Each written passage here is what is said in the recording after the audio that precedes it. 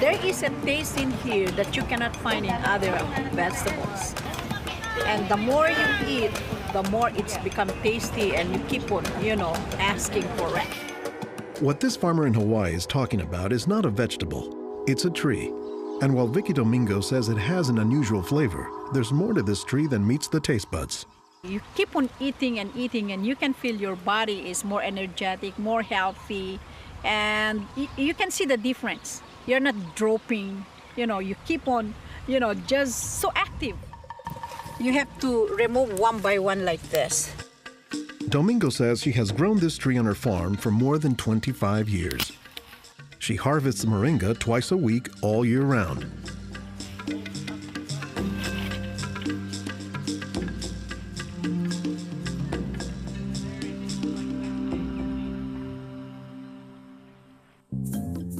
Every week, Domingo sends 1,000 pounds of moringa to the mainland. The rest of it ends up here at a Honolulu farmer's market, where most of her customers have eaten it their entire lives. Well, in the Philippines, it's a third country. In other words, not a rich country. We cannot afford to go to the doctor for medicinal purposes. So we use this in our daily lives so we can have more energy, more vitamins to supplement our daily nutrition in our body. The tree is called moringa, or as the Filipinos call it, marunggay. An awful lot of cultures have one or more plants that are kind of markers that people think of themselves when they think of that plant. Dr. Will McClatchy is an ethnobotanist at the University of Hawaii. He studies the ways that humans interact with plants. If you drive around Honolulu here, you'll see a lot of houses have at least one marunggay in the yard, maybe a little forest of them, and that's a pretty good indicator that there's a Filipino family there.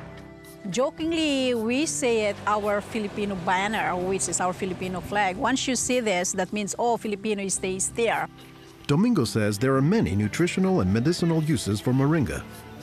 All parts of the tree are usable, from the roots to the stem, to the leaves, to the flowers, and to the pod. The roots, you can use that as a tea. And then the trunk, you can scrape it, squeeze it, get the juice, put in your cut skin, and your skin will heal. Some of this may be folktale, but some cultures have used moringa as a medicinal plant for thousands of years. McClatchy says moringa is worthy of its reputation as a tree with unusual nutritional properties. Thank you. Moringa is one of these trees that is a multi-purpose plant that fulfills such a high percentage of kind of basic needs that when people get used to using it, they really can't see what it's like to live without it. And many cultures don't. Today, moringa is used as a remedy and, in essence, a multivitamin in many of the world's warmest regions. Moringa is used widely in Africa and South Asia, and it's been introduced into South America and Central America, where it's also being used. So, this is not just a plant of a single community. We were just talking this morning with one of the owners of this plantation, and he was telling me how the last time he was here, he had a handful of moringa leaves and that he worked all morning on it and felt great. Dr. Mark Olson is a botanist and a leading expert on moringa. He teaches at Instituto de Biología, Universidad Nacional Autónoma de México in Mexico City. Here, he is visiting a new moringa farm about 2 hours outside the city limits. So they've just planted these here, and soon they'll be nice and big. Olson says that while moringa can grow in places like Mexico or Hawaii, the tree is native to arid subtropical regions, places like Africa and southern India, hot places where moringa has proven its persistence. And this is a plant that really does do extraordinarily well in some of the most difficult areas, in areas that are very hot, areas that are very dry, areas where other things are very difficult to cultivate. Look at the little tuber there. This is one of the reasons it survives so well in dry areas. Also, they're storing lots of water in the wood. So that's one of the reasons this is such a remarkable tree. They don't have particularly deep roots. That's sort of a myth about moringas, that they survive because they have deep roots. No, they're storing water in their roots in their trunk. But moringa, says Olson, does a lot more than just survive, despite the tree's sometimes scraggly appearance. I don't think they're actually the most attractive tree. They're more a tree that you look at and you sort of love the way you love a scruffy friend or a scruffy dog.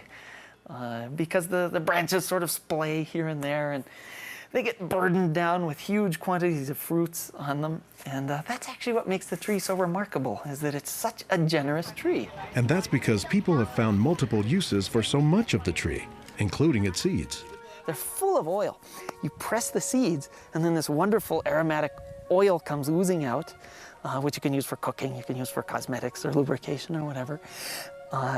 And the cake, the press cake, the stuff that's left over after pressing the seed, that is what's used for water purification. Water purification, Olson says, is especially useful in developing countries where clean water is hard to come by. But the benefits don't stop there. Some of the things I think are most exciting about moringa is, for example, the high vitamin content. There's a lot of vitamin A in the leaves. And worldwide, that's a problem. A lot of people have problems in development of their eyes because they don't have enough vitamin A. Moringa's vitamin A content, and its content of vitamins in general, has caught the attention of scientists around the world.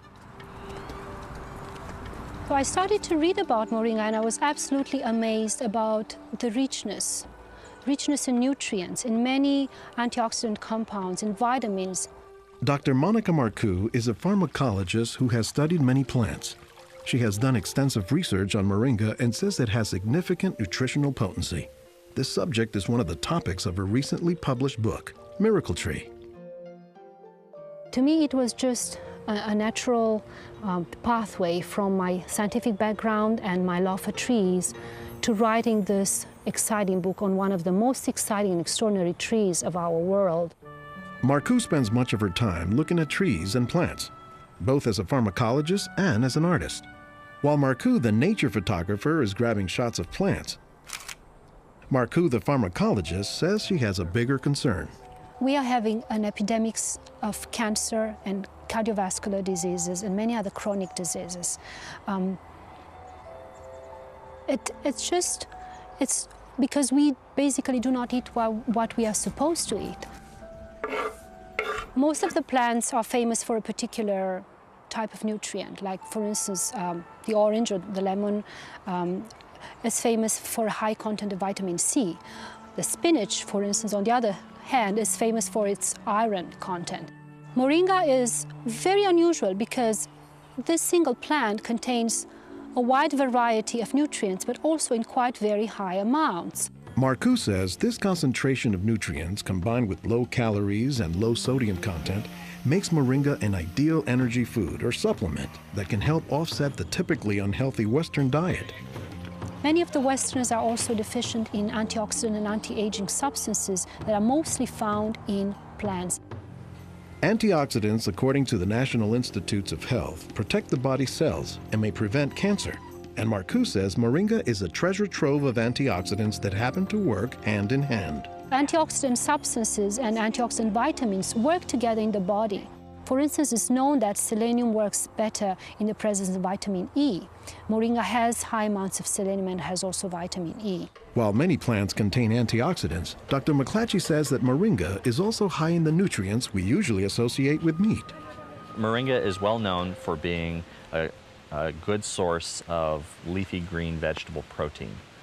And you don't get a lot of protein out of many vegetable foods other than like beans and things like that. So getting it out of the leaves is really a big deal. And while there are a few other plants like soy that are protein rich, Olson says moringa is special. I have a lot of food allergies. I'm allergic to wheat, I'm allergic to eggs. Soy tends to be a fairly highly allergenic food. It causes allergies easily in many people. We think that this is because of the form that some of the proteins are in soy. They're apparently in a form that's very simple and fairly easy for the body to assimilate in moringa. According to the United States Department of Agriculture, moringa contains 18 of the 20 amino acids, building blocks of proteins that are found in the human body. And says Marcoux, moringa is one of the few plants that contains all of the essential amino acids. Moringa contains all the 9 essential amino acids that actually we cannot produce.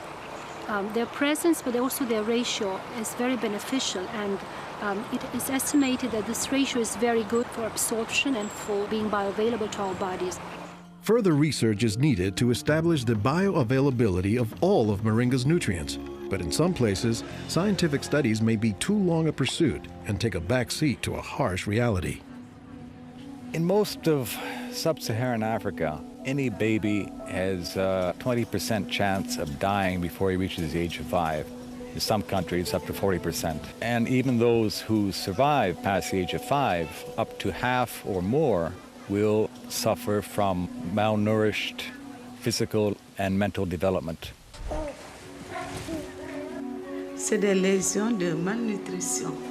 These are lesions caused by malnutrition around the neck and around the waist. They are dry now, but will become permanent scars. As the former regional representative for Church World Service in Senegal for 16 years, it was Lowell Fugley's mission to help local clinics develop ways to save children at risk to malnutrition. Having been born myself into a middle-class American family, I thought it was just by chance that I was born in these conditions and not in the condition of a poor African family in the bush of Africa and living a malnourished life. And so I have a certain obligation to share what I received. In his quest to combat malnutrition, Fugley came across moringa in the late 1990s. It contains more vitamins and minerals in various combinations than you find in any other possible vegetable. And I thought to myself, if this source of nutrition could be made available at the village level, then this could be a very effective tool in preventing malnutrition. What Fugley says he didn't know at the time was that the Senegalese people were already familiar with moringa. It was only through a Peace Corps volunteer working in forestry who told me that, oh, moringa is already growing in Senegal. Not only was it growing, the people had been using it for generations, only they didn't refer to it as moringa. They called it nebedai, which Fugley suspects comes from the English words never die, after the tree's resilience. I ask any Senegalese, do you know the nebedai tree? Oh, yes, my mother makes a sauce from the leaves of this tree. We call it mboum.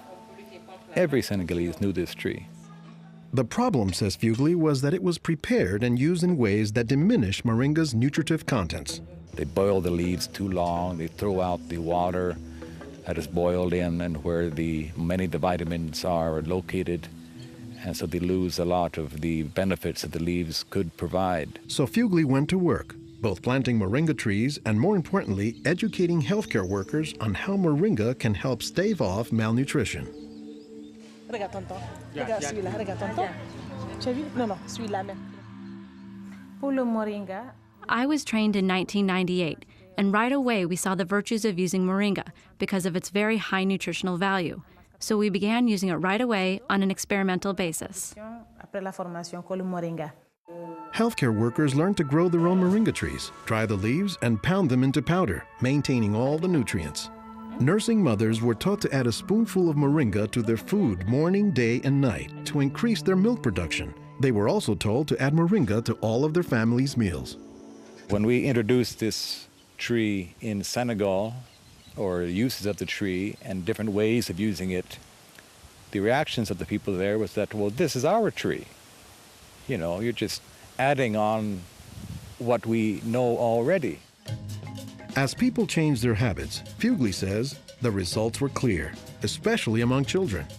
They'll look happier, they'll have more energy, they'll smile. When they came to the clinic, limp, eyes drooping, no energy, and within 3 weeks, you see them bigger, healthier, and smiling. La récupération avec le moringa a été beaucoup plus rapide. We observed that it was much, much more effective than the classic system we had been using, which was based on imported and costly products, such as milk powder, sugar, and vegetable oil. With moringa, people can go into town and find it themselves. Et on l'a, même des fois sans un sou. Moringa is still being used, it's still being promoted, it's still being very valued, even without our input from the outside. Moringa, it doesn't die, it can continue on its own. So you have to eat the moringa on a daily basis. And all their grandkids are eating it every now and then, even my own children, and they are already professionals, and yet they come home and eat it. And while moringa is mostly considered an ethnic food, the trend, says McClatchy, is that more nutritious plants, like moringa, are finding their way into the mainstream. Our diets are pretty bad, although they are improving. But one of the reasons they're improving is because we're starting to adopt more and more of these kinds of plants. I've been in villages where the only trees that survive and grow well are Moringa oleifera, which is really amazing when you consider how many useful things the tree provides. Moringa it comes very close to being a perfect source of nutrients in terms of variety and concentration. So that is, I think, very unique about this moringa tree.